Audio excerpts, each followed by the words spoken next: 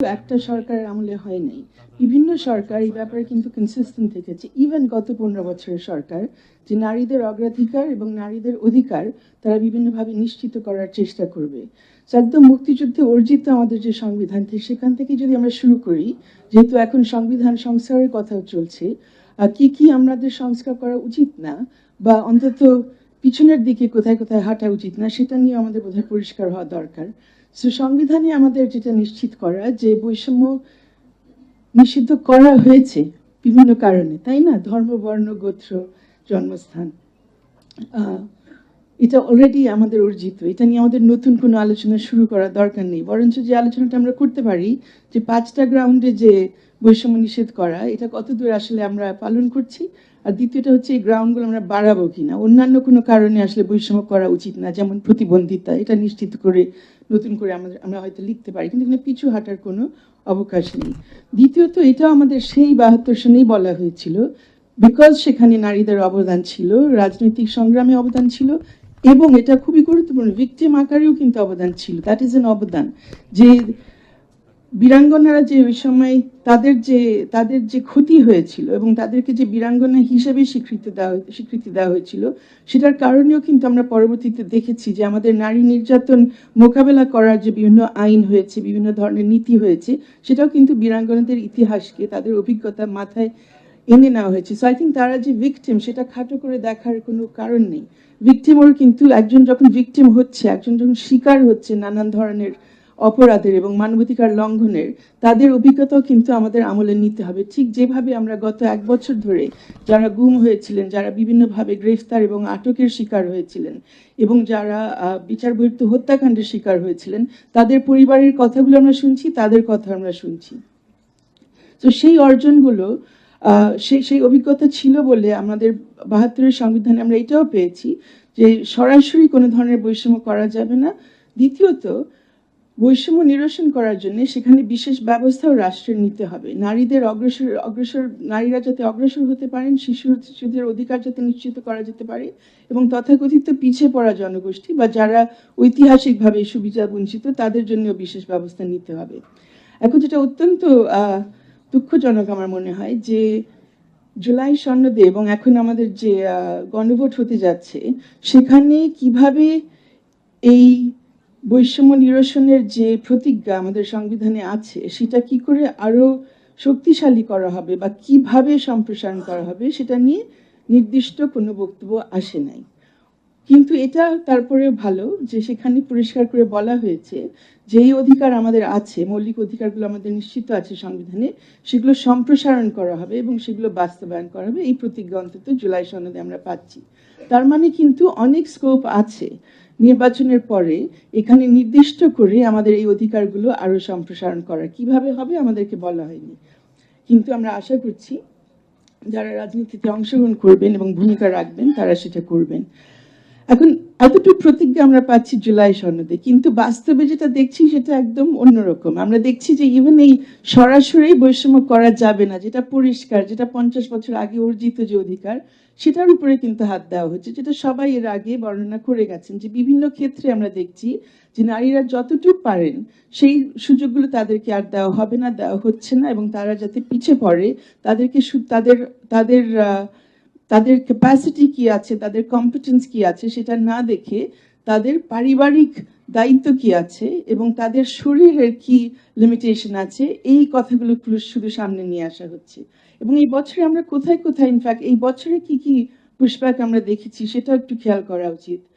আমাদের বিচার ব্যবস্থার কথা যদি বলি, অনেক ধরনের অর্জন এই বছর হয়েছে, নতুন আইন টাইন হয়েছে, নতুন কিছু ব্যবস্থা হয়েছে যেগুলো প্রগতিশীল, কিন্তু একই সাথে যখন জজদের বিরুদ্ধে ব্যবস্থা নেওয়া হয়েছে, তাদের মধ্যে আছেন একজন নারী জজ যিনি সবচাইতে বেশি নারী বান্ধব রায় গত 10-15 বছরের মধ্যে দিয়েছেন।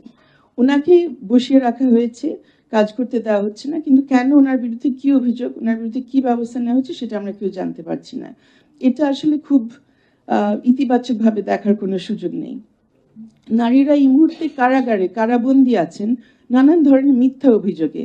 অভিযোগটা মিথ্যা না এই অর্থে যে হ্যাঁ, জুলাই ভয়াবহ হত্যাকাণ্ড হয়েছে, আমরা সবাই জানি, জুলাইয়ের জন্য বিচার প্রয়োজন, অনেকের বিচার এখন পর্যন্ত বিচার শুরুই হয়নি, অধিকাংশ ক্ষেত্রে বিচার শুরুই হয়নি।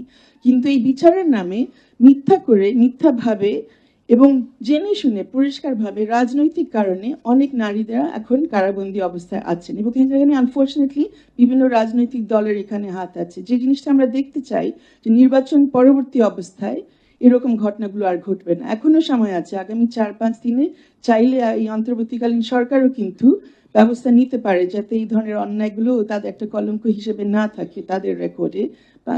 4-5 দিন বেশি দিন না, তারপরেও তারা চাইলে হয়তো চেষ্টা করতে পারেন। কারণ নবনির্বাচিত যারা আসবেন তাদের অবশ্যই ইমিডিয়েটলি ব্যবস্থা নেওয়া উচিত যাতে এই কলঙ্ক তাদের ঘরেও যাতে না লাগে। আর কি ব্যবস্থা দেখেছি, গত কয়েকদিন ধরে আমরা দেখলাম একটা আলোচনা চলছে সামাজিক গণমাধ্যমে। একটা প্রাইভেট কোম্পানি তারা বিজ্ঞপ্তি দিয়েছেন চাকরির জন্যে, নামটা বললেই হয়, ইবনে সিনা। তারা ওখানে, কারণ সবাই জানি খুব নামকরা একটা হাসপাতাল এবং মেডিকেল সার্ভিস সেখানে দেওয়া হয়। তাদের বিজ্ঞপ্তিতে লেখা আছে একটা চাকরি, একটা লিগাল প্রফেশনের চাকরি, লিগাল এক্সিকিউটিভ বোধহয় ছিল। সেখানে বলা আছে শুধুমাত্র পুরুষরা আবেদন করতে পারবে, এবং আরো লেখা আছে শুধুমাত্র প্র্যাকটিস, ইংরেজিতে লেখা ছিল তাই কোট করছি, শুধুমাত্র প্র্যাকটিসিং মুসলিম এবং পুরুষরা এখানে আবেদন করতে পারেন। 2026-এ কিন্তু এই অবস্থা। আমরা এই বছর ধরে একটা মামলা চালিয়ে যাচ্ছি, শেষ করতে পারলাম না নির্বাচনের আগে। সেটা হলো পাহাড়ের একজন, যে হেমা চাকমা খুবই পরিষ্কার এবং শক্তভাবে আজকে বক্তব্য রেখেছেন, উনি নির্বাচিত হতে পেরেছেন ডাকসুতে। আরেকজন নারী পার্বত্য চট্টগ্রামের রাঙামাটির, উনি নির্বাচন করেনি, ওনাকে সিলেকশন করে বসানো হয়েছে রাঙামাটির জেলা পরিষদে, হিল ডিস্ট্রিক্ট কাউন্সিলে। সেখানে অন্য পাহাড়িরা ওনার ইলেকশনকে চ্যালেঞ্জ করেছেন এই গ্রাউন্ডে যে উনি বিবাহ করেছেন আরেক সম্প্রদায়, বিধায় ওনার যে জাতিসত্তা সেটাই বদলে গেছে। এখন আমরা সবাই বুঝি এটা সম্ভব না, তাই না? আমিও বিয়ে করেছি একজন অবাঙালিকে, তার মানে না যে আমি ওনার সম্প্রদায়ের হয়ে গেছি। আমি চাইলে ওনার হয়তো নাগরিকত্ব নিতে পারতাম, নেই, কিন্তু আমি তো সম্প্রদায় বদলাতে পারবো না। তো এক্স্যাক্টলি এই কেসটা 1 বছর ধরে চলছে, এটার কোনো সুরাহা হয়নি। কিন্তু এই ধরনের চ্যালেঞ্জেস আমরা দেখছি বিভিন্ন জায়গা থেকে আসছে, বিভিন্ন রাজনৈতিক স্পেকট্রামে যারা আছেন বিভিন্ন জায়গা থেকে, শুধুমাত্র উগ্রপন্থী বা ডানপন্থী তাদের কাছ থেকে না। কিন্তু যে জিনিসটা আমরা দেখছি যে একটা ঘরানার মধ্যে যারা আছেন, এক ধরনের মতাদর্শ যারা অনুসরণ করছেন, তাদের কাছ থেকে কিন্তু সিস্টেম্যাটিকলি এই ধরনের আক্রমণ এবং এই ধরনের আন্ডারমাইনিং প্রসেসটা আমরা দেখছি। এবং এখানে আমরা যাদের কথা শুনলাম, যারা সরাসরি রাজনীতি করছেন বা করেছেন এবং রাজনীতি এবং বিভিন্নভাবে সাংগঠনিক কার্যক্রমের সাথে জড়িত আছেন, উমামা আছেন, হেমা আছেন, লিমা ছিলেন কিছুক্ষণ আগ পর্যন্ত, তাদেরকে তারা বলেছেন তারা কি ধরনের প্রতিবন্ধকতার সম্মুখীন হচ্ছেন। একই সাথে আমরা দেখছি আরেক দল নারী যারা বলছেন যে তাদের দলে সবচাইতে বেশি নারীরা রয়েছেন, তারা নিজেরাই বলছেন, তাদের জন্য অন্যদের বলতে হচ্ছে না। তারা বলছেন যে তারা মেনেই নিচ্ছেন যে তাদের নেতৃত্ব প্রয়োজন নাই, পুরুষরা তাদের পরিচালক হিসেবে কাজ করবেন, ভবিষ্যতেও করে যাবেন। 2026, এটা কি সম্ভব? আমাদের সেই সংবিধান যেটার সংশোধনের কথা চলছে 54 বছর আগে আমরা অর্জন করেছি, যেখানে সমান অধিকারের কথা বলছে, এখন আমরা বলছি পুরুষ আমাদের পরিচালক হবে। আমার মনে হয় এটা আমরা সরাসরিভাবে এই ধরনের বক্তব্যকে প্রত্যাখ্যান করা উচিত। এটা নিয়ে কোনো ডিবেটেও যেতে হবে না, এটা নিয়ে ইসলামী আইনে কি বলা আছে না বলা আছে সেটা আমাদের দেখতে হবে না। আমরা বাংলাদেশে বসবাস করি, বাংলাদেশে আমাদের সংবিধান, সেটা সহজে আমরা পাইনি, অনেক কষ্টে মুক্তিযুদ্ধের মাধ্যমে পেয়েছি, সেটা আমাদের ধরে রাখতে হবে। তো আমাদের বাস্তবতা হচ্ছে যে পরিবর্তন আমরা দেখেছি বাংলাদেশে 54 বছরে, সেটা এক ধাপে হয় নাই, সেটা বিভিন্ন সময় বিভিন্ন ধরনের প্রয়াস, বিভিন্ন ধরনের প্রচেষ্টার কারণে হয়েছে। আমরা প্রগতিশীল আইন পেয়েছি বিভিন্ন সরকারের আমলে, প্রগতিশীল রায় পেয়েছি আমাদের সুপ্রিম কোর্ট থেকে বিভিন্ন সময়, এবং প্রগতিশীল রাজনীতিও দেখেছি, এবং নারীরা পুরুষের পাশাপাশি কাজ করেছেন। যেমন আমরা একদম 72 থেকে শুরু করে যদি বলি কোথায় কোথায় আমাদের অর্জন এবং কোথায় অনেক জায়গায় আমরা পিছপা হয়েছি, সেটা সঠিক। ওই বীরাঙ্গনের কারণে আমরা ওই সময় একটি আইন পেয়েছিলাম, দত্তক আইন, যে নারীরা পুরুষরা দত্তক নিতে পারবেন। এখন সেই আইনটা নেই, পুরো ইতিহাসের মধ্যে আর ঢুকবো না। কিন্তু আমরা জানি, আমি অন্য এখানে আইনজীবীরা যারা আছেন তারাও বলবেন যে আমরা সকলেই প্রায় প্রতিদিন না হলে প্রতি সপ্তাহে একটা করে একটা আবেদন পাই বাংলাদেশি কারো কাছ থেকে, বিশেষ করে প্রবাসী যারা আছেন, যে তারা দত্তক নিতে চান। আর আমাদের দুঃখ নিয়ে বলতে হয় যে ভাই এটা সম্ভব না, অন্যান্য ভাবে পারবেন, সরাসরি পাবেন না। নারী নির্যাতন নিয়ে নানান আইন হয়েছে, পারিবারিক নির্যাতন নিরোধ করার জন্য, বাল্য বিয়ে নিরোধ করার জন্য, ইদানিং এই গত সপ্তাহে আমরা দেখলাম যৌন হয়রানি নিরোধ করার জন্য ফাইনালি আইনটা আসলো অন্তর্বর্তীকালীন সরকারের কাছ থেকে। এই আইনগুলো যাতে ধরে রাখা হয়, নবনির্বাচিত এগুলো ধরে রাখেন। পাশাপাশি এই আইনগুলো কার্যকরী করার জন্য যে ব্যবস্থাগুলো হয়েছে, আমাদের পুলিশের ভেতরে ভিকটিম সাপোর্ট সেন্টারগুলো হয়েছিল। আনফর্চুনেটলি এই বছরে আমরা দেখলাম এই ভিকটিম সাপোর্ট সেন্টারগুলোকে আমাদের রেভিনিউ বাজেটের মধ্যে নিয়ে আসার কথা ছিল, এটা যাতে প্রকল্প আকারে না চলে, এটা কিন্তু হলো না এই বছরে। অথচ এগুলো বন্ধ হয়ে যাওয়ার একটা সম্ভাবনা আছে, একটা সিরিয়াস সম্ভাবনা। এটা আগে নবনির্বাচিত সরকারের কিন্তু এগুলো জিয়ে রাখা খুবই জরুরি প্রয়োজন। ওয়ান স্টপ ক্রাইসিস সেন্টার আমরা বলি বাংলাদেশের বিশাল অর্জন, অন্যান্য দেশ কিন্তু আমাদের দিকে তাকায় এগুলো কিভাবে কাজ করে জানবার জন্য। সেটাও কিন্তু এই বছরে আমরা জানি না কেন রেভিনিউ বাজেটে দেওয়া হলো না, রাখা হয়নি, বন্ধ হয়ে যাওয়ার একটা সুযোগ আছে। সো আমার মেইন মেসেজটা রিলি হচ্ছে যে আমাদের যে অর্জনগুলো আছে সেটা আমরা যাতে আগের ইতিহাস এবং আগে আমরা যে ধরনের স্বৈরাচারী প্রক্রিয়ার মধ্যে দিয়ে গেছি এবং যে ধরনের গুরুতর মানবাধিকার লঙ্ঘনের শিকার হয়েছি, সেটার কারণে সবকিছু যাতে আমরা না ফেলে দিই, আমরা যাতে বোঝার চেষ্টা করি যে এত কিছুর মধ্যেও ভালো কিছু কিছু বিভিন্ন সময় হয়েছিল, সেগুলো কি এবং কেন সেটা বুঝতে হবে। এবং আমাদের সংস্কৃতির উপরে যে আক্রমণ আমরা দেখেছি, সেটা আমি মনে করি যে আমরা যখন নারী অধিকারের কথা বলছি, সেটা কিন্তু একই সাথে সেটা নিয়ে কথা বলা উচিত। কিন্তু আমরা যে স্বাধীনভাবে কথা বলবো, স্বাধীনভাবে সংগঠিত হব, সেটার জন্য একটা সাংস্কৃতিক প্রক্রিয়া প্রয়োজন হয়, একটা প্রেক্ষাপটের প্রয়োজন হয়।